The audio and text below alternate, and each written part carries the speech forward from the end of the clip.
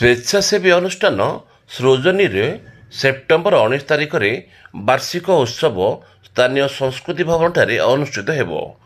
ଏହି ଉତ୍ସବରେ ଗଞ୍ଜାମ ଜିଲ୍ଲାର ପ୍ରାୟ 200ରୁ ଉର୍ଦ୍ଧ୍ୱ ଖ୍ୟାତିନାମା ଶିକ୍ଷକ ଓ ଶିକ୍ଷୟିତ୍ରୀମାନଙ୍କୁ ସମ୍ମାନିତ କରାଯିବ।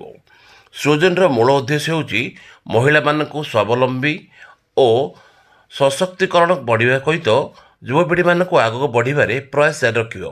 ସୃଜନୀର ମୂଳ ଲକ୍ଷ୍ୟ ବୋଲି ପ୍ରତିଷ୍ଠାତା ଏବଂ ସଭାପତି ବନିତା ତ୍ରିପାଠୀ କହିଛନ୍ତି।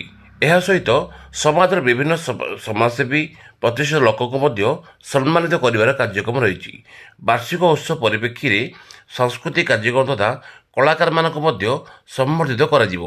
ଏହି ସାମ୍ବାଦିକ ସମ୍ମିଳନୀରେ ସମାଜସେବିକା ବନିତା ତ୍ରିପାଠୀ, ଫାଉଣ୍ଡର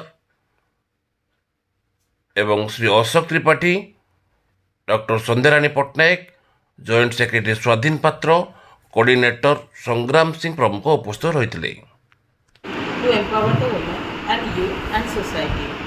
आम प्रत्येक वर्ष गुरु पूर्णिमा अवसर में प्राय 150-200 टीचर को सम्मानित कर वर्ष आम प्रथम वार्षिक सृजनी उत्सव जो पालित होगा जाऊँगी 29 तारीख सेप्टेम्बर संस्कृति भवन ठारे। तो से परिप्रेक्षी में आम प्राय 250 टीचर को एंड पाखापाखि 100 ऊर्ध महिला एंटरप्रेन्योर मानक एंड पूरा ऑल ओवर ओडिशा जो माने भल निज निजर कर्म क्षेत्र में एक्सेल अच्छा से आम डाकिना पूरा पल्ली सम्मानित करने चाहूँ। तेणुक मुझे अनुरोध करुच्ची कि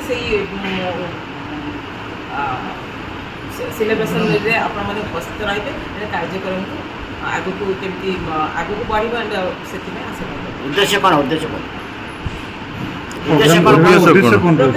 अच्छे आम प्रथम वार्षिक उत्सव हो। ठीक है।